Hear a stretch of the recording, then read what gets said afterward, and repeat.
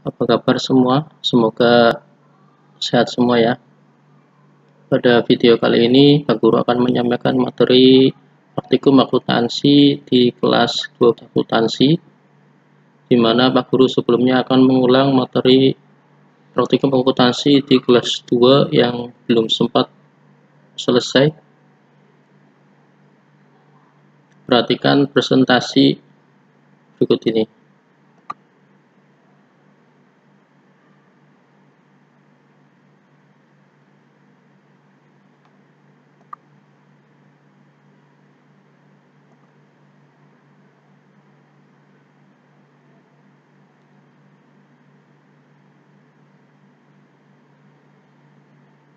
Akuntansi perusahaan dagang, kompetensi dasar, memproses dokumen sumber dan dokumen pendukung.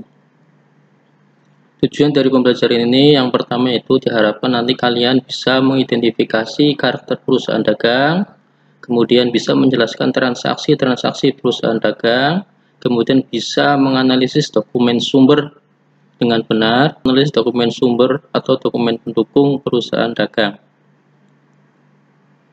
Kemudian pengertian dari perusahaan dagang sendiri, mungkin sudah sering Guru sampaikan sebelumnya bahwa perusahaan dagang adalah perusahaan yang kegiatan utamanya adalah membeli, menyimpan, kemudian menjual kembali barang dagangannya tanpa memberikan nilai tambah, atau intinya yaitu perusahaan yang membeli kemudian menjual kembali barang yang dibeli tersebut, tidak merubah bentuknya. Jadi contoh, perusahaan membeli sepatu kemudian dijual masih bentuk sepatu juga, atau misalnya toko kelontong yang menjual barang dagangan berupa beras, kemudian sembako yang kemudian dijual kembali tanpa ada perubahan wujud ya.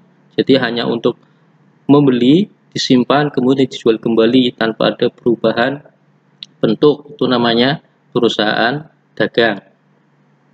Contohnya yaitu yang perusahaan dagang, mungkin kalian sering ke Indomaret, sering ke Alfamart, sering ke minimarket, atau sering ke toko-toko yang ada di lingkungan kita ya, yang intinya menjual barang dagangan yang tidak merubah barang dagangan tersebut.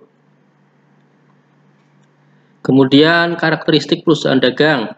Yang pertama, bentuk produk yang diperjualbelikan ya, kemudian kegiatan usahanya. Kemudian terdapat akun-akun khusus ya di dalam perusahaan dagang. Nanti ada akun-akun khusus. Tadi kita membeli kemudian menyimpan. Nah, menyimpan tersebut berarti kita simpan pada akun inventory. Nah, sedangkan pada perusahaan jasa biasanya tidak ada akun inventory ya, tidak ada akun persediaan. Makanya nanti dalam jurnal khusus, jurnalnya pun ada 5 jurnal khusus. Masih ingat ya? Ya, ingat-ingat kembali jurnal khusus itu, nanti kita materi sampai ke situ juga.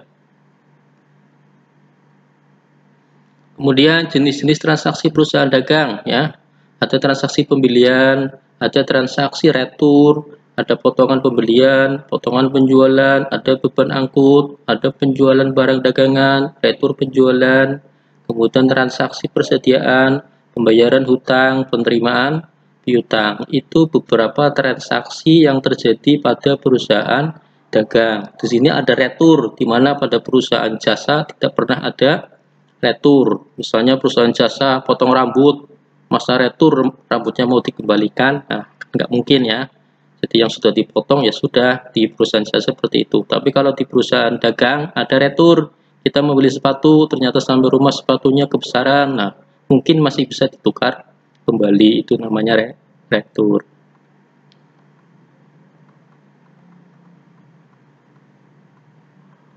Dokumen sumber dan pendukung.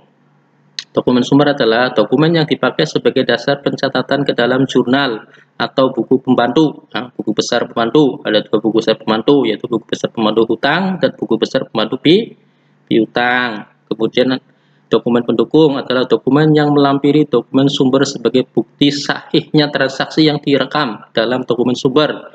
Biasanya seperti kwitansi, nota untuk melampiri bukti kas masuk, bukti kas keluar, itu dokumen pendukung.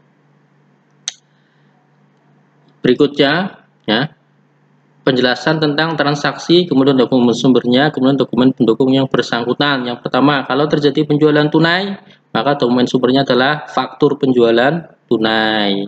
Kemudian kalau penjualan kredit, maka bukti dokumen sumbernya adalah faktur penjualan. Dan seterusnya. Ada retur penjualan, biasanya adalah buktinya dokumen sumbernya adalah memo. Kemudian ada pembelian, buktinya adalah bukti kas keluar. Kalau kita membeli, kasnya keluar, uangnya keluar. Tapi kalau kita menjual, bukti kas masuk, ya. Berarti uangnya masuk, ya seperti itu.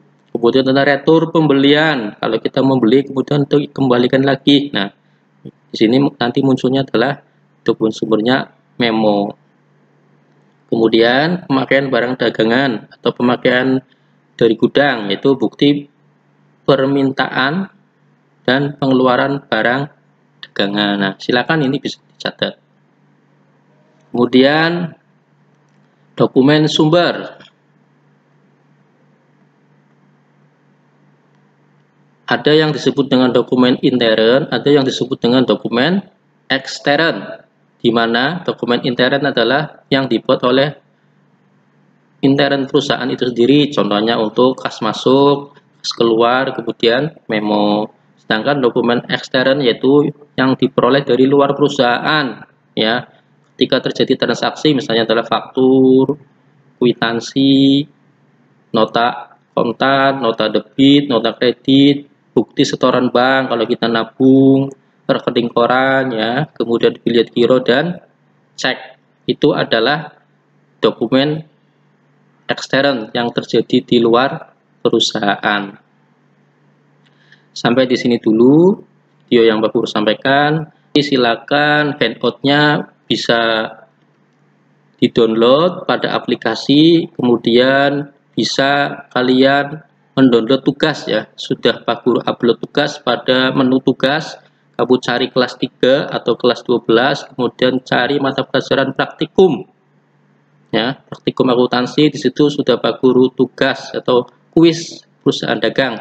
Silakan itu di-download kuisnya, soalnya, kemudian dikerjakan di dalam buku, ya, kuis tersebut. Kemudian nanti bisa Pak Guru cek, ya, mungkin bisa kalian kirim. Kalau bukti kalian sudah mengerjakan itu di buku, di kertas, di foto, nanti bisa dikirim ke WhatsApp Pak Guru. Sampai di sini dulu untuk video pembelajaran mata pelajaran praktikum akuntansi materi perusahaan dagang di kelas 12 ini. Semoga kita selalu sehat. Sampai di sini dulu dan jangan lupa mengerjakan tugas yang telah Pak Guru berikan. Assalamualaikum warahmatullahi wabarakatuh. Bye bye.